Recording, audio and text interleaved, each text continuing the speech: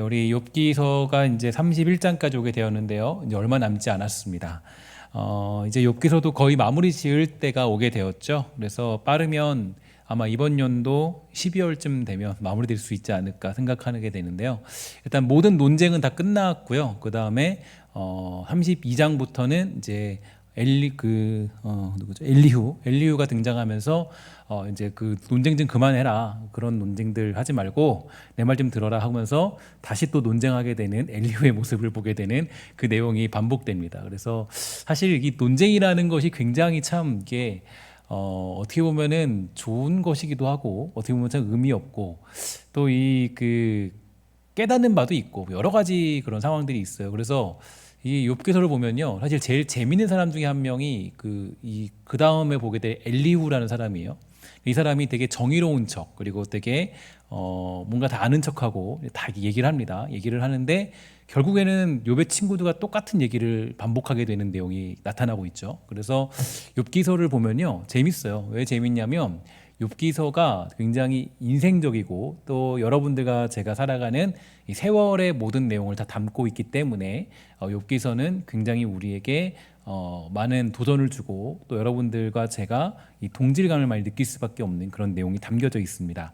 어쨌든 이제 빠르면 이번 연도 12월쯤에 이 욥기서가 마무리될 수 있을 것 같은데, 그동안 저와 함께 욥기서를 읽어가면서 여러분들이 어떤 생각이 들었을까 고민해 보니까 아마 욥기서를 계속 읽어오신 분이나 꾸준히 제 설교를 들으신 분들은 대부분이 이렇게 말할 것입니다. 아직 잘 모르겠어요. 목사님이 무슨 얘기하는지 아직은 잘 감이 잡혀오지 않아요 라고 이렇게 생각이 들 건데, 사실 이렇게 생각이 들었다면 여러분들이 너무나 말씀을 잘 들은 것입니다. 욥기서는 사실 잘 모르겠다는 것, 그 이야기가 맞는데, 다시 말해서 인생이라는 거는 잘 모른다, 하나님만이 아신다라는 이 주제로 지금까지 욥기서는 이어져 왔습니다. 그동안 욥은 하나님을 다 아는 줄 알았죠. 하나님이 이렇게 하실 것이다, 이렇게 하실 것이다라고 생각했고, 욥의 친구들도 하나님은 이런 분이시다라고 생각하면서 하나님을 예측하면서 또 나름대로 그 결과들을 이야기한 사람들이 욥이고 또 욥기에 나타난 욥의 친구들입니다. 그동안 욥은요, 또 친구들과 함께 하나님을 다 아는 줄 알았어요. 하나님은 이런 분이시구나 라고 생각했는데, 하나님이 어떻게 일하시는 분이고 무엇을 행하시는지 어떤 방법으로 자기 뜻을 이루시는가에 대하여 알고 있다, 이런 생각을 했지만 지금 겪고 있는 이 심오한 상황들을 지나며 결국 욥이 하는 고백은 하나님 모르겠다, 이 얘기가 이제 반복되고 있습니다. 그래서 우리는 바로 이 문장에 좀 집중해 봐야 돼요. 그러니까 하나님 모르겠다라는 것에 대해서 이게 믿음이 없냐 있냐 뭐 이런 문제가 아니라 이 문장이 굉장히 인생 속에서는 중요합니다. 그래서 여러분, 사실 우린 늘 이렇게 왔다 갔다 거리죠. 그래서 하나님 모르겠다가 거의 대부분 맞는 것 같아요. 하나님, 왜 이런 일? 왜 이런 거? 왜 굳이 이렇게 힘든 일? 굳이 나에게 이런 길을? 여러 가지 어떤 하나님이 주시는 그런 대안들이 있어요. 어쨌든 하나님은 모르겠다, 이것이 이상한 것일까? 지난 금요일에 제가 여러분들과 함께 시편 23편에 대해서 나누게 되었는데요. 그 시편 23편을 보면 이 목자와 양의 관계를 잘 표현하고 또 노래한 시편이 시편 23편입니다. 우리는 양이고 아버지 하나님은 목자 되신다, 이런 표현이 이제 거기에 나타나 있죠. 목자는 양을 주도적으로 이끌어가는 존재입니다. 이 목자는 양에게 가장 좋은 것을 주기 위해서 그들을 푸른 초장으로 인도하기도 하지만 음침한 골짜기로 지나가도록 하시는 분 역시 바로 목자이죠. 그러나 그 모든 것은 양을 위함입니다. 그러니까 목자가 양을 음침한 골짜기로 데려간다 할지라도 그거는 양을 죽이기 위해 데려가는 것이 아니라 양을 가장 좋은 자리로 인도하시기 위한 목자의 뜻이 거기에 담겨져 있습니다.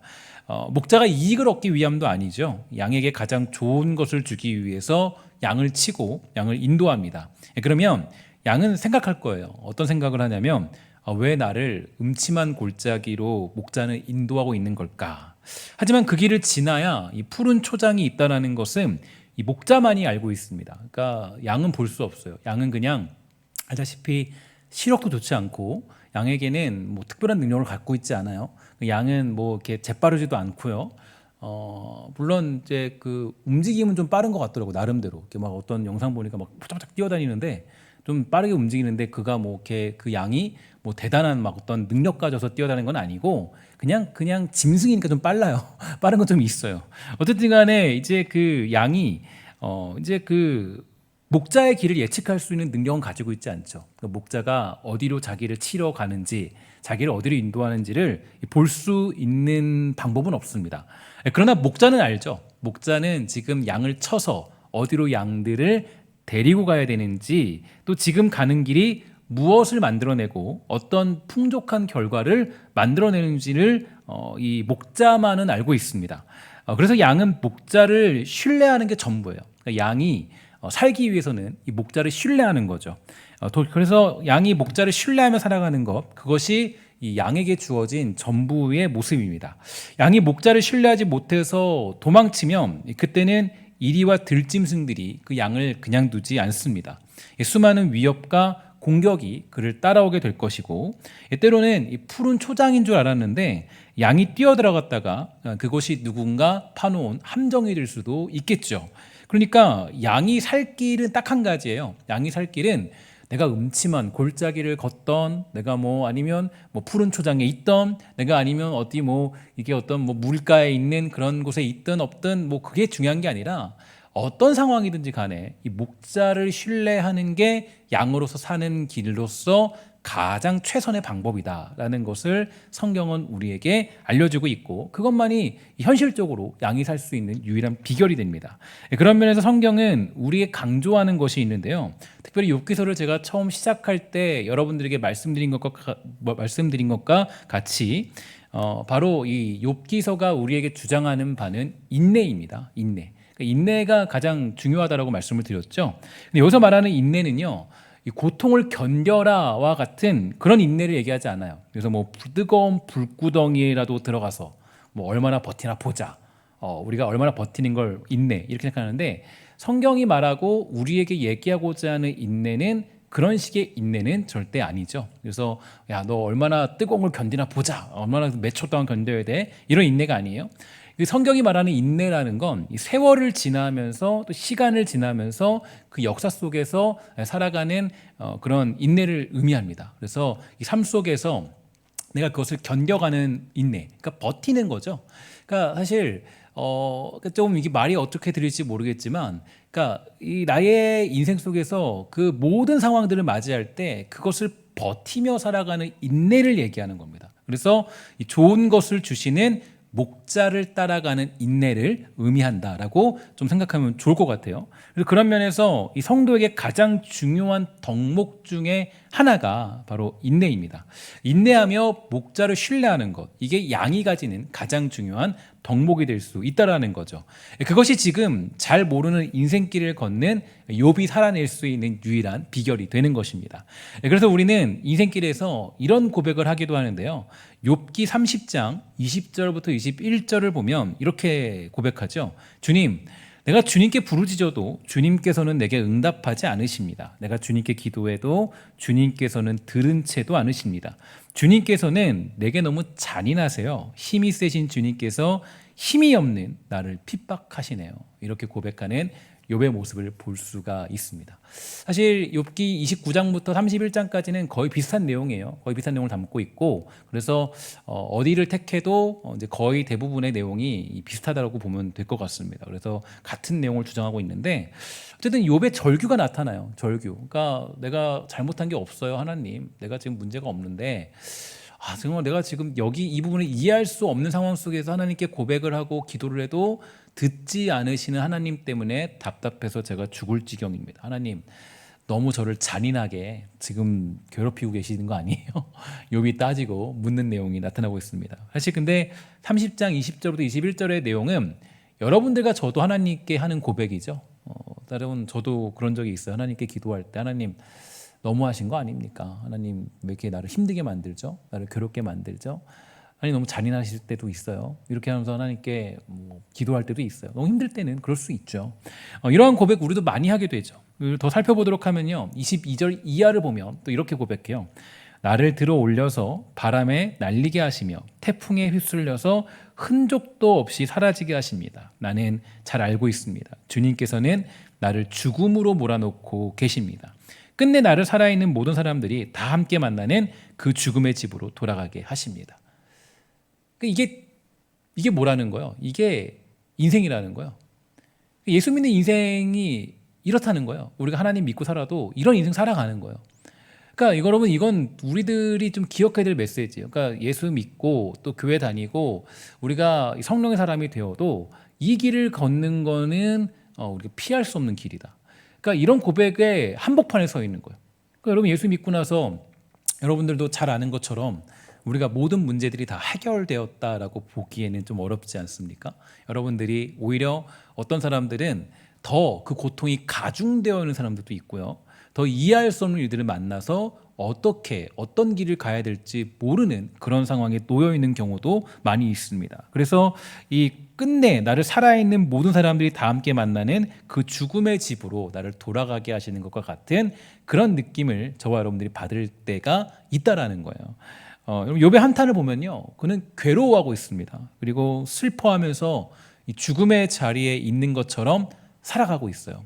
그러나 여러분, 이것이 이상한 것이 아니다라는 것을 저와 여러분들은 잘 알고 있습니다. 왜냐? 저와 여러분들이 지금 이런 고백 속에 살아가고 있거든요.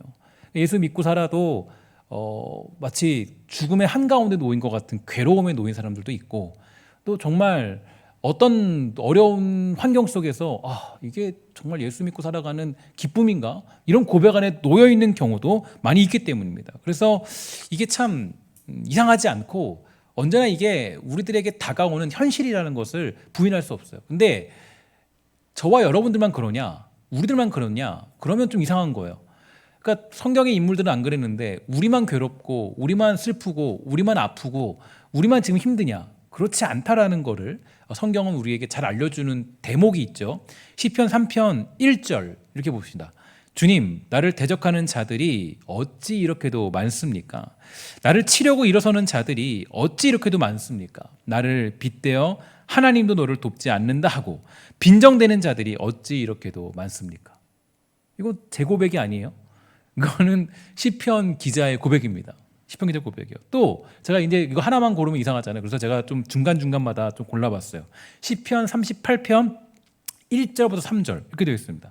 주님, 주님의 분노로 나를 책망하지 마시고 주님의 진노로 나를 벌하지 말아주십시오. 자, 이 얘기는 뭐예요?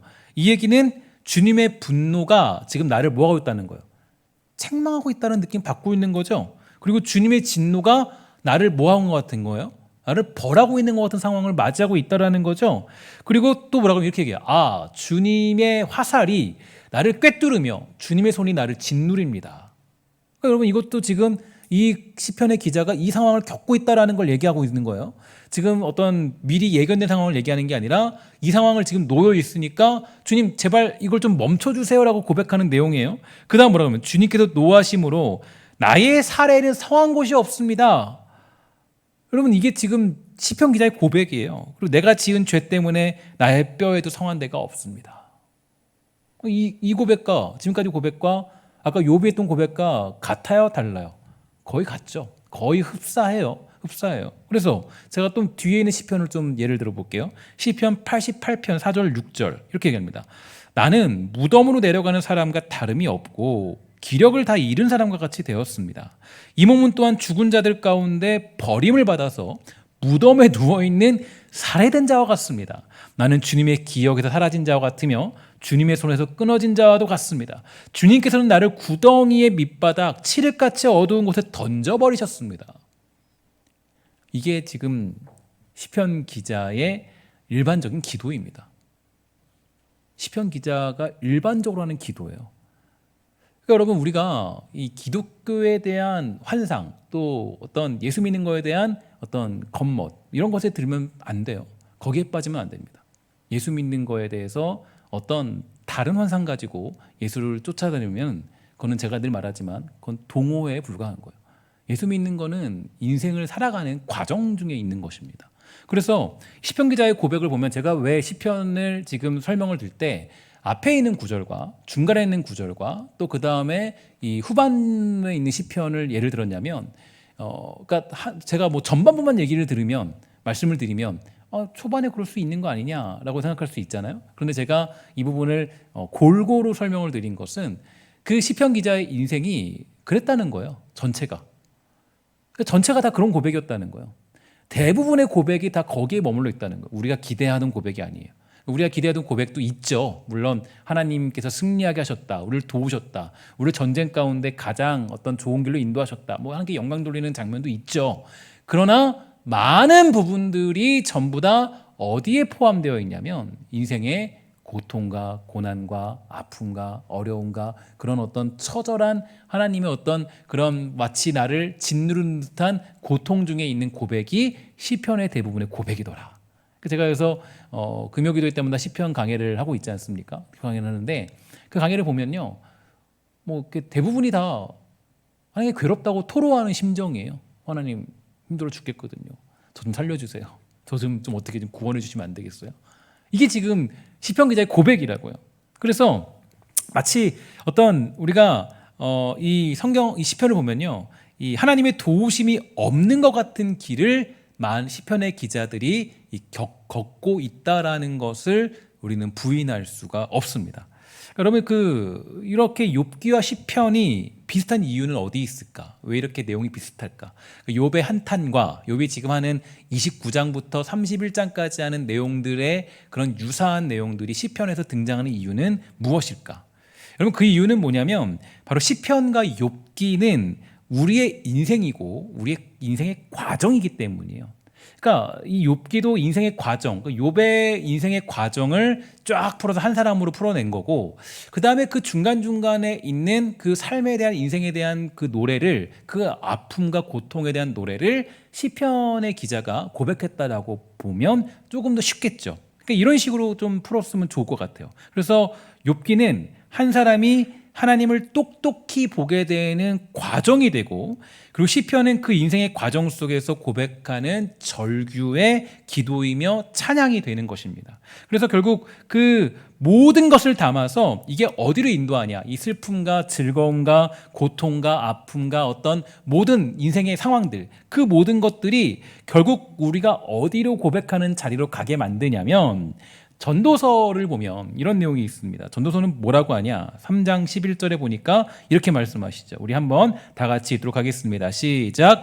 하나님은 모든 것이 제때에 알맞게 일어나도록 만드셨다. 더욱이 하나님은 사람들에게 과거와 미래를 생각하는 감각을 주셨다. 그러나 사람은 하나님이 하신 일을 처음부터 끝까지 다 깨닫지는 못하게 하셨다. 아멘. 이렇게 되어 있습니다. 그러니까 이게 보면은 전도서가 우리에게 주장하는 바는, 우리 전도서가 우리에게 설명해주고 있는 내용은 결국 인생 속에서 우리가 남는 것은 하나님밖에 없더라. 하나님의 일하심과 그분의 계획과 그분이 세월을 만들어 가시는 모든 과정과 그분의 섭리와 주관하심, 그분의 주권밖에 없더라. 이게 지금 전도서가 고백하는 거거든요. 전도서가 고백하고자 하는 것은 인생을 살아보니까, 삶을 살아보니까 야, 모든 거 다 헛되더라. 근데 남는 거 하나 있는데 하나님의 일하심과 하나님의 뜻하심이야. 이거밖에 없어. 이거를 보면은 너가 인생 다 산 거야. 이 얘기하는 거예요. 그러니까 결국에 제가 그래서 예전에 말씀드린 거 기억나실지 모르겠어요. 제가 말씀드렸는데, 언제나 이 욥기서를 해석할 때 시편을 넘어서 잠언서를 넘고 그 다음에 전도서를 도달해야 이게 이 욥기서를 이해할 수 있는 과정이다라고 제가 말씀을 드렸죠. 그래서 여러분, 이 전도서까지 가야 이게 이제 하나님을 보는 그런 장면까지가 이제 욥기서를 해석할 수 있는 굉장히 중요한 방식이 되죠. 그래서 전도자의 고백은 인생을 보니까, 인생의 과정을 살다 보니까 하나님의 인도하심 속에 있다라는 것을 깨닫는 게 무엇보다 중요하더라. 이거 보는 게 인생의 전부더라.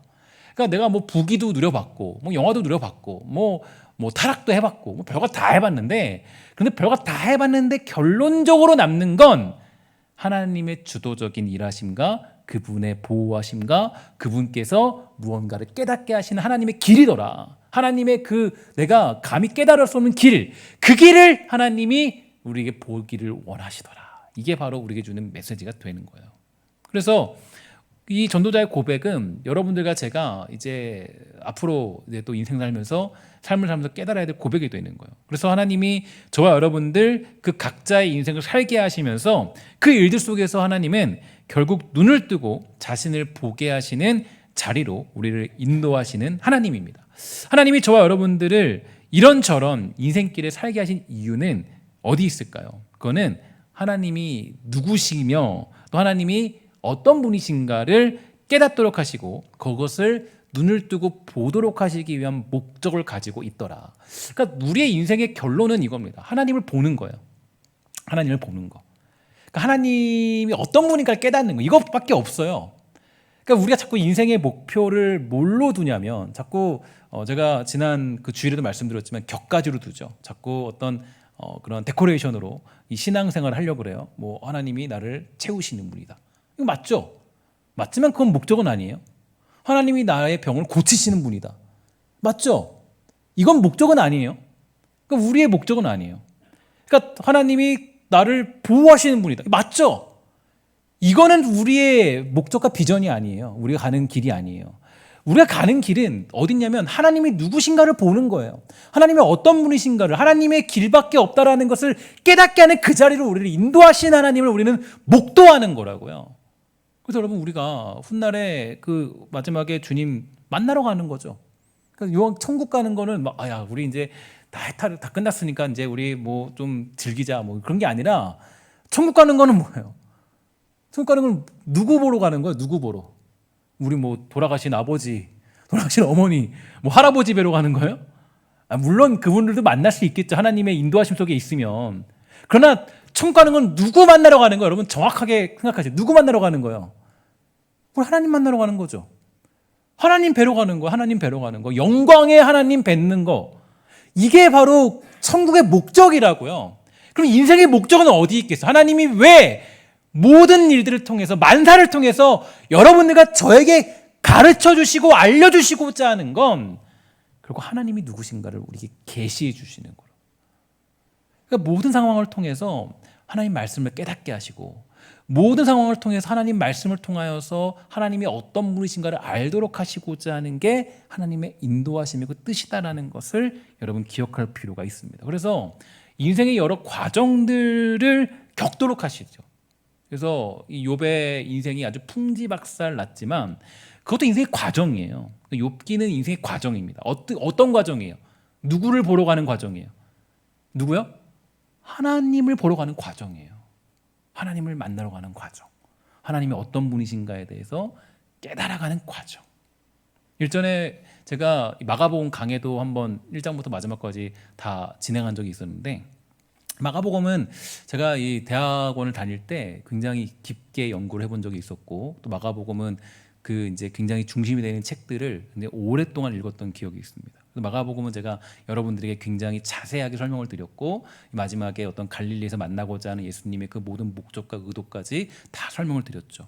그러니까 이 마가복음을 강해하면서 제가 마가복음은 이제 일단 여러 방식으로 풀어낼 수 있겠지만 일단 제자도에 관한 이야기가 중심이 되어 있다라는 것을 말씀을 드렸습니다. 그러니까 마가복음의 중심적인 내용 중에 하나가 이 제자에 대한 이야기인데 제자란 무엇인가, 제자란 어떤 존재인가에 대해서 그 내용을 중심으로 서술되어 있다라고 제가 말씀드렸는데 그리고 그 내용의 중심에 자리 잡은 제자가 있어요. 마가복음의 제자, 마가복음이 말하는 제자. 여러분 제자하면 떠오르는 사람들 누구예요? 누구죠? 예수님의 12명의 제자들 떠오르죠. 그래서 예수님의 12명의 제자들을 얘기하는 것보다 라고 생각할 수 있겠지만 그러면 마가복음을 잘못 해석한 것이다라고 말씀드렸죠. 마가복음에서 말하는 제자는 다른 사람입니다. 12명의 제자가 아니에요. 마가복음에서 여러분들과 저에게 소개하고자 하는 가장 중요한 핵심적인 제자 한 명이 있어요. 누구냐면 그 제자는 여러분과 제가 알고 있는 12명의 제자가 아니라 바로 다른 사람이라고 설명을 드렸는데 혹시 여러분 기억나시는 분 계십니까? 예, 이럴 때는 전부 다 기억난다라고 하셔야 돼요. 다 아는 것처럼 다 고개를 끄덕이시면 이제 됩니다. 왜냐? 제가 여러분들에게 알려드릴 것이기 때문에 그래서 여러분 기억나시죠? 나실 거예요. 나시죠? 예, 그러면 한번 보도록 할까요? 마가복음 10장 46절 이하입니다. 예. 자, 이렇게 되어 있습니다. 제가 읽도록 할게요. 그들이 여리고에 이르렀더니 예수께서 제자들과 허다한 무리와 함께 여리고에서 나가실 때 디메오의 아들인 맹인 거지 바디메오가 길가에 앉았다가 나사렛 예수시란 말을 듣고 소리질러 이르되 다윗의 자손 예수여 나를 불쌍히 여기소서 하거늘 많은 사람이 꾸짖어 잠잠하라 하되 그가 더욱 크게 소리질러 이르되 다윗의 자손이여 나를 불쌍히 여기소서 하는지라.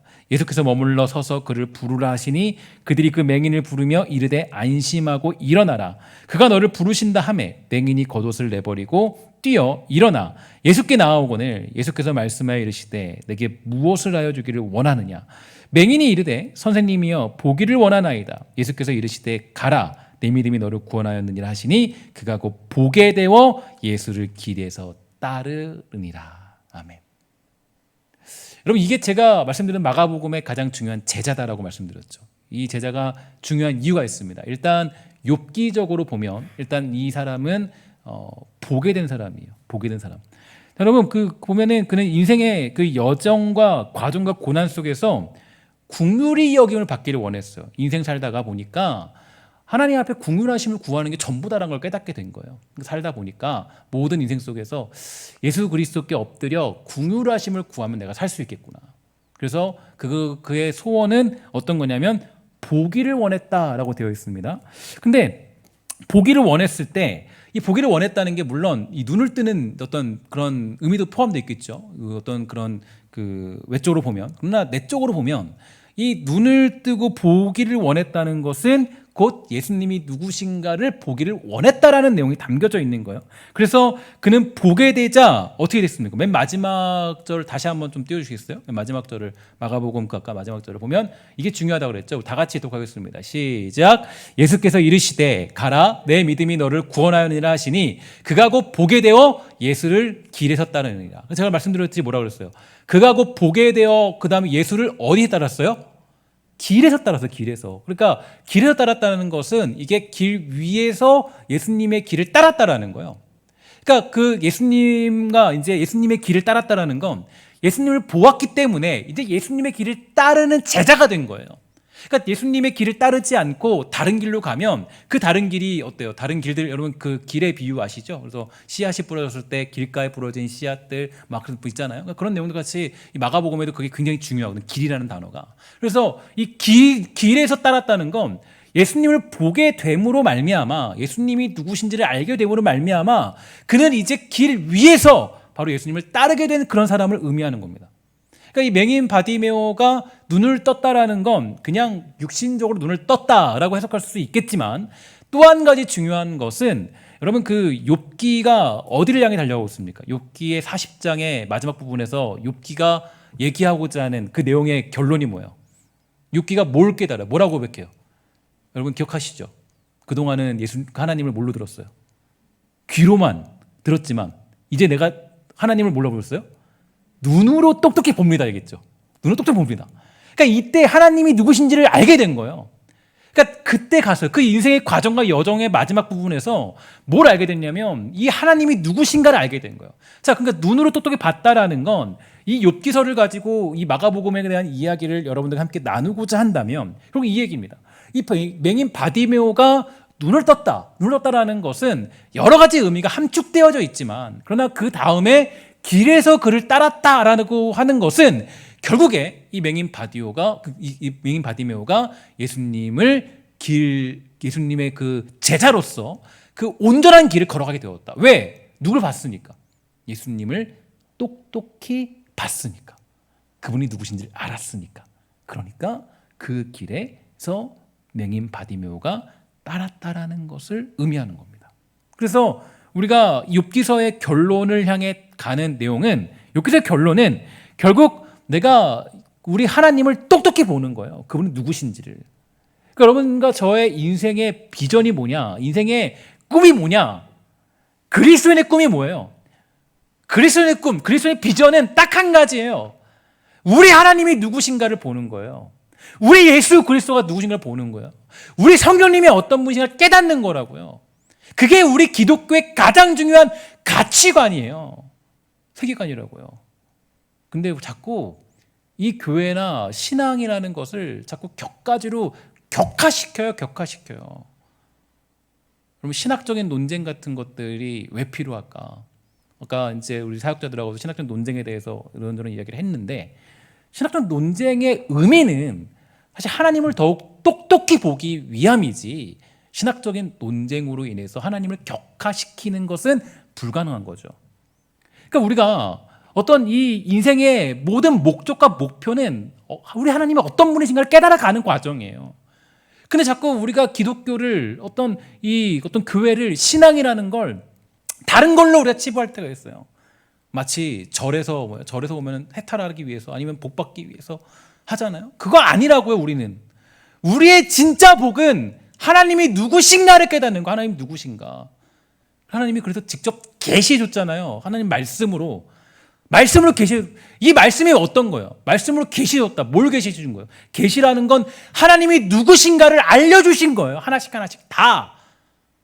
그러니까 성경 말씀이 왜 성경이 중요하냐면 성경은 우리 하나님이 누구신가에 대해서 아주 세세하게 적어주신 것이기 때문에 우리가 성경 말씀을 읽고 묵상하면서 그분이 누구시구나, 그분이 어떤 분이시구나, 그분이 우리에게 어떤 분이시고 어떤 일을 행하시는 분이시구나, 이 사실을 깨달아가는 게 성경 묵상이에요.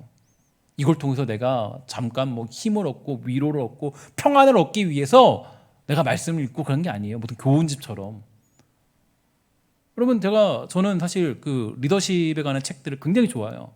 그리고 그런 강사들의 그 이야기를 듣는 걸 굉장히 좋아하고 굉장히 많이 듣는 편이고 자주 하루에 2시간, 3시간씩 들어요. 그리고 그걸 보고. 그런 게 아니에요, 교회는. 근데 예수 믿는 건 그게 아니라고요. 예수 믿는 건 그게 아니라 하나님이 누구신가를 알아가는 그런 모임이 교회고, 하나님이 어떤 분이신가를 알아가는 기쁨에 있는 곳이 교회고, 하나님이 어떤 일을 행하시는가를 깨달아가는 과정에서 살아가는 사람들이 모인 곳이 교회라고요. 근데 자꾸 교회를 우리가 잘못 생각할 때가 있어요. 예수 믿는 걸. 너무나도 위험한 길이에요. 너무나도 위험한 길. 그래서 우리 믿음은 뭐예요? 어떤 믿음이에요? 여러분, 제가 자주 쓰는 용어지만 우리는 어떤 믿음이에요? 우리는 계시 의존적 믿음이에요. 우리의 믿음은 하나님 말씀에 근거해서, 하나님 말씀을 의지해서, 오직 하나님 말씀으로만 우리가 존재하는 믿음이라고요. 그래서 하나님 말씀이 없으면 우리는 의미가 없어요. 왜냐? 우리의 목적은 뭐기 때문에? 하나님이 누구신가를 아는 것이기 때문에. 근데 우리의 믿음이 뒤틀어져 갈 때가 있죠. 요즘 시대적인 상황들을 봤을 때 정말 전 너무 속상할 때가 있어요. 너무나 속상할 때가 있는 게, 예수를 믿고 있고 교회를 우리가 봐도 많은 경우가 교회가 동호회 같은 상황으로 전락해하는 상황이 있지 않은가, 교양적인 상황으로 머물러 있지 않은가. 그것만큼 위험한 시대도 없습니다. 그래서 여러분, 우리가 이 땅 살아갈 때 예수 믿어도요, 뭐가 있어요? 슬픈 일이 있고, 좋은 일이 있고, 기쁜 일이 있고, 괴로운 일이 있고, 육체가 병들기도 하고, 또 이별을 하기도 하고, 죽음을 맛보기도 하죠. 수많은 일들이 여러분과 저의 삶의 여정 속에 있습니다. 그게 목적하는 바는 뭐라 그랬어요? 하나님이 누구신가를 깨닫게 하는 과정이다, 방법이다. 그리고 자신을 똑똑히 계시하고자 하시는 하나님의 뜻이 우리에게 임재하는 그 사실을 알아가는 과정에 있으니, 그것이 저와 여러분들에겐 예상치 못한 일들로 나타나게 되는 것입니다. 그러니까 하나님의 일하심은 우리가 구분할 수 없죠. 그러니까 우리가 감히 그거를 일하심에 대해서 우리가 판단할 수 없어요. 그러나 우리는 양이고 하나님은 목자이시기 때문에 우리는 그 모든 일들이 하나님의 일하심 속에 있다라는 것을 믿고 자기에게 주어진 자리에서 믿음과 최선을 다하여 살아가는 게 우리에게 주어진 삶의 모습이고, 인내하는 자들의 삶의 내용이 되는 겁니다. 그래서 여러분, 우리의 삶의 모든 것들은 하나님의 지혜이고 하나님의 크심이에요. 우리는 좋은 일이 일어나야 하나님이 도우셨다라고 생각하지만, 그 좋은 일이 정말 우리에게 좋은 일인가는 목자만이 알 수 있어요. 우리는 모른다고요. 양은 알지 못해요. 근데 양이 아는 척하고 있으면 그거 웃긴 겁니다. 그거 교만한 거예요. 양이 아는 척하고 있으면. 저는 오늘 본문을 생각하면서 또 이제 사실 이제 이 뒤에 장면이 재밌다고 그랬죠. 엘리후가 등장하는 장면이. 엘리후가요, 되게 재밌어요. 되게 분개해요. 엘리후 분개하면서, 엘리후 좀 젊은 사람이거든요. 젊은 사람인데 엘리후가 분개를 해요. 어떤 분개냐면, 아니 그 당신들 나이도 많이 들었는데 아니 근데 지금 논쟁하는 게 겨우 그거밖에 안 되냐. 아니 왜 그따위로 논쟁을 하십니까? 난리를 쳐요 엘리후가. 재밌는 사람 등장해요. 나중에 이제 다음 주에 보겠지만. 근데 어쨌든 그 사람의 지적처럼 사실 제가 그 욥의 친구들을 보면서 그런 마음이 들었어요. 하나님에 대해서 아는 척하지 말자. 아는 척하지 말자. 그러니까 사실 욥의 친구들의 특징이 뭐냐? 그들은 욥에게 하나님의 뜻을 다 아는 척했습니다. 다 알고 있는 척, 멋지게 말하는 척, 멋지게 말하죠. 의롭게 말하는 척. 그러니까 뭔가 이 욥의 친구들 보면서 야, 이 사람들은 다 아는 척하는구나. 다 아는 척. 하나님의 뜻이 이거 아니냐? 이거 아니야. 다 아는 척하는구나. 의롭게 말하죠. 그럴 것이다라고 얘기합니다. 소위 말해서 이 욥의 친구들의 특징은 신앙에 겉멋이 든 사람들이죠. 신앙에 겉멋이 들면 그 사람은 잡을 길이 없어요. 그래서 여러분 점쟁이 같은 목회자들 있잖아요. 믿으면 안 돼요. 솔직히 말해. 점쟁이 같이 막 목회자가 막 이렇게 막 하면 그럼 우리는 혹하잖아요. 그리고 막 정확한 답을 내려준다. 그거 이상한 거예요. 모르죠. 하나님의 뜻은 알 수 있다 그래서 모른다 그랬어요. 전도서에서. 아니 여러분 아까 말씀에서 뭐라 그랬어요? 알 수 있다 그래서 모른다 그랬어요. 모른다 그랬죠. 아까 모른다 그랬잖아요. 인간은 알 수 없다 그랬잖아요. 근데 어떤 사람들은요, 제가 보니까 이렇게 해요. 어떤 사람들이 보니까 뭐 이렇게 제가 들은 얘기인데 이렇게 기도를 해주는 거예요. 기도를 해주는데 이 사람이 이렇게 얘기했다는 거예요. 이게 그러니까 어떤 분이 아프신데 와서 목사님 와서 기도해줘요. 기도해주는데 기도해주고 딱 나더니 이렇게 얘기했다는 거예요. 뭐 암은 아니네요. 이렇게 갔다는 거 그러고 기도해주고 나서. 그러면 그거 이상한 거죠. 여러분 그런 건 목회자의 모습이 아니에요. 그건 신앙의 모습이 아니에요. 여러분 그리고 너무 정확하게 복음을 설명한다. 그것도 이상한 거예요. 하나님에서 너무 정확하게 막 이건 뭐 특히 여러분 그래서 우리가 우리 목사님도 요한계시록 이렇게 전공하셨지만 요한계시록에서 가장 큰 문제가 어디 있어요? 예를 들어서 종말은 이렇다, 저렇다. 그거 대부분 이단이에요. 그렇게 되면요. 대부분 그래요. 하나님의 일을 어떻게 알아요? 몰라요. 여러분 그러니까 그래서 가장 큰 이단이 어디 있어요? 요한계시록하고 이단짓 많이 하죠. 요한계시록 애매하니까 그거 가서 뭐라 그래요? 야 이건 이렇고 저건 저렇고 이건 이렇고 저건 저렇다. 대부분이 이단이에요. 그러면 대부분 굉장히 위험한 어떤 그런 모습들이에요. 여러분 하나님의 일을 우리가 모른다 그랬어요. 그러니까 이게 왜 그런가 내가 생각해 보니까 왜 그렇게 정확한 척 얘기하는 거 보니까요. 양이 겉멋들어서 양이 겉멋들면요. 마치 내가 다 아는 것처럼 쫙쫙쫙 얘기하려고 그러죠. 그래서 여러분 그런 사람들의 전형적인 모습이 누구냐? 바로 바리새인들의 특징이죠. 이 잭 푸닌의 이 바리새인들의 50가지 특징이라는 책의 마지막 50번째를 보면 이렇게 되어 있습니다. 바리새인들은 스스로를 의롭다 여긴다. 이렇게 얘기합니다. 의롭다 여긴다. 누가복음 16장 15절 근거 이 말씀이죠. 예수께서 이르시되 너희는 사람 앞에서 스스로 옳다 하는 자들이나 너희 마음을 하나님께서 아신다. 이렇게 얘기했어요. 그러니까 여러분 그 사람들이 그래요. 신천지 왜 빠지냐. 소위 말해서 이런 게 명쾌하대요. 여러분 그 얘기 들어보셨어요? 제가 이제 신천지 빠진 사람들 얘기 나눴거든요. 그 사람들로 들어보면 명쾌하대요. 요한계시록을 너무 잘 풀어줘요. 그동안 기존 교회에서는 요한계시록에 대해서 애매하게 설명했거든요. 이거 모르는데, 이거 알 수 없는데. 물론 이제 어느 정도 추측은 하죠. 근데 이게 확실한 해석이라고 말할 수는 없다. 다들 그런 조건을 갖고 있어요. 심지어 칼빈 선생님은 요한계시록 해석도 안 했어요. 왜냐면 위험하니까. 칼빈이라는 위대한 학자가 해석도 안 했어요. 왜 그러냐? 이건 해석할 능력이 없어서가 아니라 이거는 우리가 어떻게 할 수가 없는 상황이니까. 그죠? 근데 신천지 같은 데 가면 뭐라 그래요? 야, 이거는 백마탄 왕자는 이런 사람이고 이 사람은 저 사람이고 저건 저거고 저거고 명쾌해요. 그러니까 사람들이 야, 그동안 기존 교회에서는 몰랐는데 여기서는 잘 알려주네.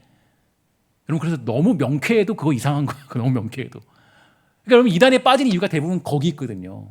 예를 들어서 여러분 통일교 얘기해 볼까요? 통일교 같은 경우도 여러분 그 대단한 사람들 많이 모이죠. 왜 모이냐? 그 사람들 명쾌하게 설명해줘요. 예를 들어서 여러분 우리 선악과 모르잖아요. 선악과 잘 모르잖아요. 그 선악과가 어떤 건지 생기는 모르고 그 사람들이 선악과가 뭔지 정확하게 얘기해줘요. 선악과를 해서 범죄한 것도 우리는 그냥 죄가 전가됐다 이렇게 하지만 이 사람들은 문자적으로 해석을 해요. 그래서 뭐 그걸 먹었다 이상한 얘기를 하고 말도 안 되는 짓을 하고 막 이상한 사람들. 근데 명쾌하니까 그냥 이건 좀 독특한 해석이네. 이거 명쾌하네. 끌려가는 거야 거기에 막 이단들에. 여러분 너무 막 복음을 너무 막 명쾌하게 막 이건 이거야 막 이렇게 해서 해석해 버리면 그것만큼 위험한 건 없어요. 위험한 건 없다고요. 그래서 아까 전도서 말씀을 늘 기억해야 돼요. 뭐라고 그랬어요? 우리의 인생에서 하나님이 우리에게 미래를 예측하고 할 수 있는 감각은 주셨지만 하나님의 길은 안다 그랬어요? 모른다 그랬어요? 모른다 그랬죠. 하나님의 지혜는 우리보다 커요, 작아요? 크시죠. 근데 그거보다 앞서면 그건 겁먹던 거죠. 완전히 겁먹던 거죠. 바리새인들이 그랬어요. 예를 들어 바리새인들이 제가 율법주의에 그들이 강조하는 이유가 뭐냐면 이거예요. 내가 그걸 지켜내면, 내가 해내면 그럼 하나님이 내 뜻대로 움직이시겠지. 그죠? 어렵다고 여기는 거예요. 그러니까 이 신앙에 겉멋이 들어있으니까 괜찮아 보이려고 하고 하나님의 뜻도 자기가 다 알 수 있다고 생각합니다. 여러분 근데 저도 이제 신학을 배웠지만 신학을 배우다 보면 그런 경우에 많이 빠질 때가 있어요. 이제 뭐 우리 전도사님도 신학생이지만 이 신학생 때 그런 경우가 또 많이 있죠. 비판 많이 해요. 신학생 되면요 그때부터 비판이에요. 이건 잘못됐고 저건 잘못됐고. 여러분 신학은 하나님의 영광을 알도록 하기 위함인데 때로는 신학이 오히려 하나님의 뜻을 가릴 때도 많이 있어요. 그래서 우리가 신학을 배웠을 저도 신학을 배웠지만 신학으로 잘못 우리가 성립이 되면 신학으로 우리가 판단하고 하나님을 신학에 가둘 때가 많이 있죠. 그래서 굉장히 우리가 조심해야 돼 신학이라는 것도. 그래서 여러분 사실 여러분 우리가 이 결론적으로 우리의 삶을 통해서 내릴 수 있는 결론은 사실 답은 모른다. 답은 모른다. 알 수 없어. 하나님의 뜻이 어디 있는지, 무엇인지.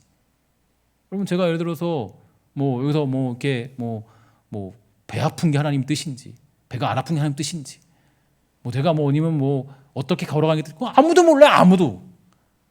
그러나 우리는 그 전제 조건이 있었죠. 아까 뭐 어떤 여기다 딱 하나가 딱 있어야 돼요. 어떤 조건이에요? 우리 주님은 목자시고 나는 누구예요? 양이죠. 양이 하는 건 뭐밖에 없다고 그랬어요? 신뢰하는 거. 모르는 길이지만 가는 거예요. 모르는 길이지만 주어진 인생길 가는 거예요. 말도 안 되는 원수들의 공격에도 가는 거예요. 인생은 가는 겁니다. 가는 거. 욥의 친구들은 아는 척했습니다. 계속 아는 척해요. 3차 논쟁 때 내내 아는 척하죠. 겉멋이 들어서 그래요. 그래서 이렇고 저렇고 저래서 저건 이렇고 이건 저렇고. 사실 욥도 그런 겉멋에 좀 빠질 뻔했어요. 그러나 하나님은 모르는 그 길로 욥을 인도하세요. 그러니까 답이 없는 인생으로 욥을 인도하시죠. 그래서 사실 모르는 그 길이 사실 우리가 가는 길입니다. 여러분 우리가 가는 길이 그 길이에요. 그러니까 어떤 분이 제가 이런 고백을 한 거 들었어요. 전쟁을 하나님이 일으키시면 나는 그 하나님은 못 믿겠다. 그러니까 내가 이렇게 열심히 기도했는데 우리나라에 전쟁이 일어나면 난 그 하나님 못 믿겠다. 하나님의 일하심이 아닌데. 그럼 이거는 우리가 판단할 수 있는 일이 아니죠. 그죠? 만약에 우리나라에 여러분 보세요. 6.25라는 전쟁이 없었잖아요. 물론 이건 비극이에요. 너무 큰 비극이죠. 너무 큰 괴로움이고 우리의 죄로 인해서 나타난 그런 모습들이에요. 그러나 만약에 6.25라는 전쟁이 없었다면 한국교회의 부흥은 아마 거기서 멈췄을 겁니다. 한국교회는 부흥할 수 없었어요. 왜냐? 이미 좌경화되어 있었거든요. 이미. 그러나 전쟁이라는 것이 어떤 그런 좌경화와 모든 것들을 갈라주었고 그리고 또 새로운 어떤 사람들의 열심과 열정을 불어넣어줬습니다. 하나님의 일하시면 몰라요. 하나님의 뜻하시면 우리가 어떻게 알 수 있어요? 모른다고요. 그래서 여러분 우리가 자꾸 지식과 경험이 쌓이면요 겉멋에 빠지기 쉬워요. 경험이 쌓이면 신앙에 겉멋들기 십상입니다. 그래서 결국 이런 사람들의 특징은 자기를 드러내고 인정받기를 원하고 자기가 예상하는 하나님이 바로 그 하나님이다라고 생각을 하게 되죠. 그러나 하나님은 우리가 알 수 없는 분입니다. 하나님을 알 수 없어요. 그분의 계획은 끝이 없고 그분의 말씀은 영원하며 그분의 계획은 우리가 다 알 수 없어요. 그러나 한 가지 확실할 수 있는 것은 이겁니다. 그 모르는 길에 있던 수많은 사람들의 인생이 망하지 않았다는 거예요. 성경이 증언하죠. 형에게 쫓겨나 도망자 인생을 다니던 야곱은 애굽 땅에 가서야 하나님의 일하심을 깨닫게 되었고, 형들에게 미움받아 팔려간 인생 요셉 그 인생이었던 요셉은 총리 자리에 가서야 하나님의 뜻이 여기 있었군요라는 것을 그때서야 깨닫게 됩니다. 그 전까지는 몰라요. 하나님 뜻인지 뭔지. 이거 나 너무 괴로워 죽겠어요, 하나님. 그냥 살아가는 거예요, 인생 그냥. 그냥 인생 살아가다 보니까 하나님의 뜻이 이거였군요 라고 깨닫게 되는 거예요. 하나님 나를 이렇게 인도하셨네요. 깨닫게 되는 거예요. 우리 모른다고요. 여러분, 아브라함이 선교 여행을 위해서 비장한 각오를 하고 하나님 전파하겠다라고 하면서 그 사람이 모르는 길을 떠났습니까? 아니죠. 그는 그냥 살기 위해 떠난 거예요. 살기 위해. 하나님이 명령하신 것도 있겠지만 어쨌든 살기 위해 살기 위해. 아무도 그런 비장한 각오로 떠났다가 그 비장한 각오 때문에 하나님을 만난 것은 아닙니다. 하나님이 인도하는 그 길을 간 거예요. 왜 자신이 그 길을 가고 있는지도 모를 정도로 아무것도 이해할 수 없는 지경이었지만, 그러나 성경의 인물들이 저와 여러분들에게 증언하는 것은 이겁니다. 따라합시다. 이해할 수 없는 그 길을 가라. 하나님이 인도하신다. 이거예요, 이거. 성경이 증언하는 내용은 이해할 수 없는 그 길을 가라. 그 길이 하나님이 인도하시는 길이다. 그 길이 하나님이 인도하시는 길이라는 거예요. 그러므로 오늘 저와 여러분들에게 주어진 길이 무엇이 되었든 이상한 것은 아닙니다. 야, 그 길 떠나라. 너 이제 그 길 가라. 라고 명령했던 그 길이 이상한 길이 아니에요. 야, 너 이삭 바쳐. 네 하나밖에 없는 아들을 바쳐. 이상한 길이 아니에요. 우리는 이상하게 받아들이지만 하나님의 뜻이 거기에 다 담겨 있어요. 하나님의 사랑과 섭리와 그분의 계획하심이 다 담겨 있어요. 우리는 무엇이 되었든 이상한 길로 가지 않습니다. 왜냐? 그러니까 우리의 믿음은 여기 있는 거예요. 믿음은 이겁니다. 이상한 길로 가는 것 같지만 우리 목자 되신 하나님이 인도하신다. 내가 지금 이상한 길에 놓여 있는데 하나님, 말도 안 되는 공포스러운 일들에 저는 둘러싸여 있는데요. 근데 성경을 읽은 여러분들과 저는 어떤 깨달음이 있어야 되냐면, 야, 그래도 선한 목자 되신 그분이 나를 인도하시는 길에 나는 걸어가고 있구나. 성경을 읽은 저와 여러분들은 이 고백으로 가는 겁니다. 그래서 성경 말씀을 읽고 묵상하는 건 너무 중요한 일이죠. 여러분, 우리 그 길에서 우리를 가장 선한 길로 인도하시는 성령님을 믿으시고 그 아름다운 손길을 느끼게 되는 은혜가 우리들에게 있게 되기를 주의 이름으로 간절히 소망합니다. 괴로움 중에도 슬픔 중에서 선한 길로 인도하시는 하나님의 사랑이 분명히 우리에게 있습니다. 그러니까 여러분, 그게 우리의 믿음이에요.